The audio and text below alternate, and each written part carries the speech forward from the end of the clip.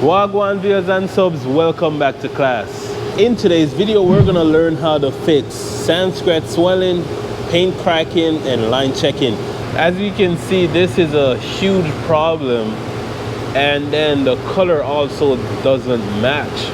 So we're gonna have to fix it. I'm gonna show you exactly how to do this and how to prevent this from happening.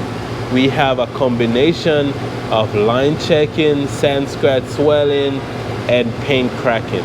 It looks horrible. Now to get started, guys, the first thing I recommend is remove parts that's in your way.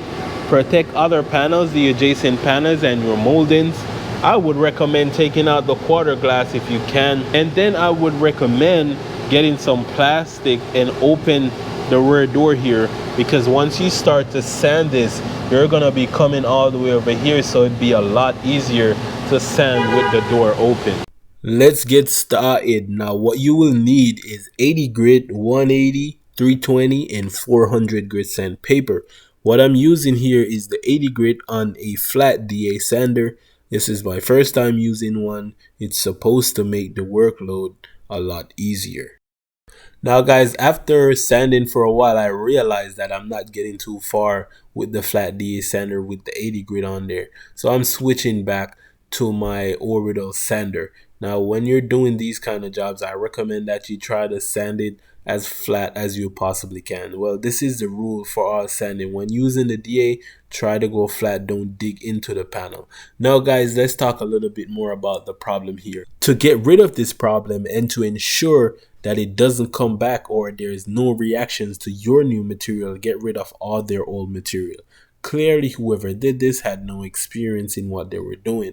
Now guys, as we sand it and go down deeper, now we're starting to see the body filler in some areas. You see up here is where you have the original color of the car. Now this stuff here, all of it has to be gone. So we're gonna keep on sanding this until the rest of it looks like here, or we notice any other body filler.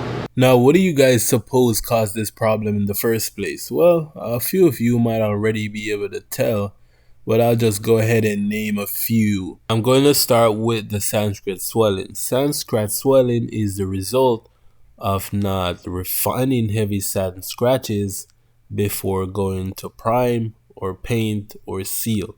So when you sand in with the 80, that is why I recommend that you will need 80 grit, 180, 320, and 400. Refine before you prime.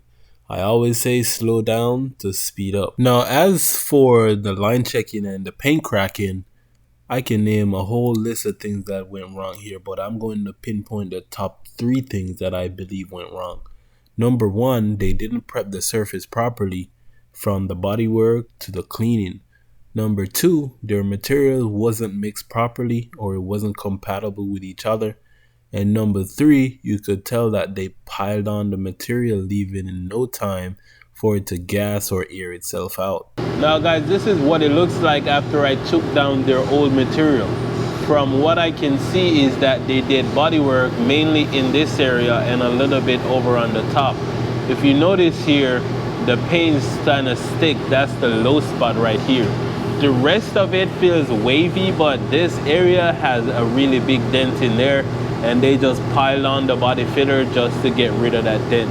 So what we're going to do now is I'm going to grind this out some more, and then I'm going to use my stud welder and bring the panel out some more, and then start applying the body filler. And what's gonna happen, guys, after a while, and you pile on that body filler, it's going to crack in the long run.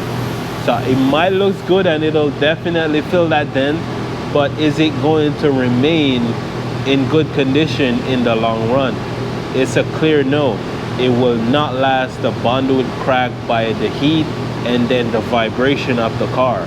The stud welder is quite an old school and simple tool to use. What you want to make sure you do is remove all the paint, otherwise the studs won't weld. Once you get that done, weld your studs on there, use your slide hammer to pull out the dents, cut them off with the pliers, keep repeating the same step until you get it to how you want, grind off the studs.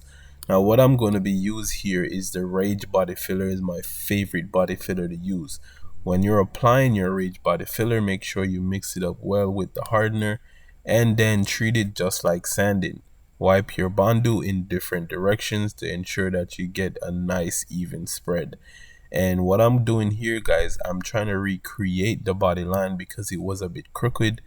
I'm trying to recreate it with the Bondo itself before I start even sanding. This technique will make creating a body line a lot easier. Now once your body filler dries, you can start sanding. I'm using 80 grit sandpaper on my block to cut down this body filler. I like to start with the 80, then I'll move down to the 180, and I put a piece of tape to shape out the line here to make sure that I get a good foundation to start with. And don't forget, guys, to sand in different directions for the best possible outcome on your bodywork finish. And once you're done with one side, you can remove that tape you were using as a guide and then sand each side evenly. Once you do this, guys, you really don't need any more tape to guide you throughout this process. The body line is already there, and once you sand each side evenly, you're usually good to go. And there it is, guys. I'm all done with my bodywork here. I applied another coat of body filler and sanded it down. I made sure that my body lines are matched evenly, and pay attention to what kind of body line you have so they both match. This is soft body lines, they're not sharp body lines. There it is, guys. I'm all done with the sanding and the bodywork. As you can see, I successfully made back a good body line here that lines up with the rear door body line. It's important to get these to match each other.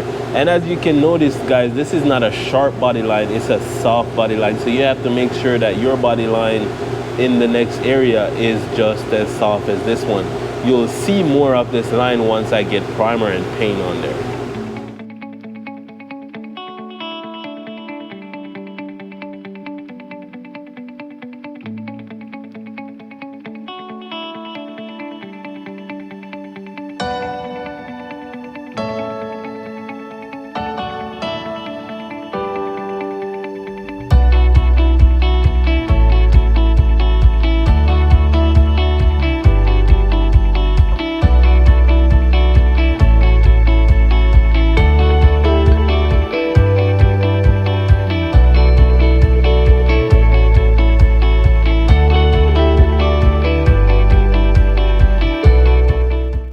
And here is the end result, guys. After so much sanding and body work, you finally get the job done, and it is looking stunning. It looked like nothing ever happened. I'm pretty sure, guys, that on your next job you won't ever have problems like this. You will know how to prevent problems like this, and you'll be able to share this with a friend. So I want to thank you guys for watching. If you learned something, hit that subscribe button, like and share. Until next time, guys, class dismissed.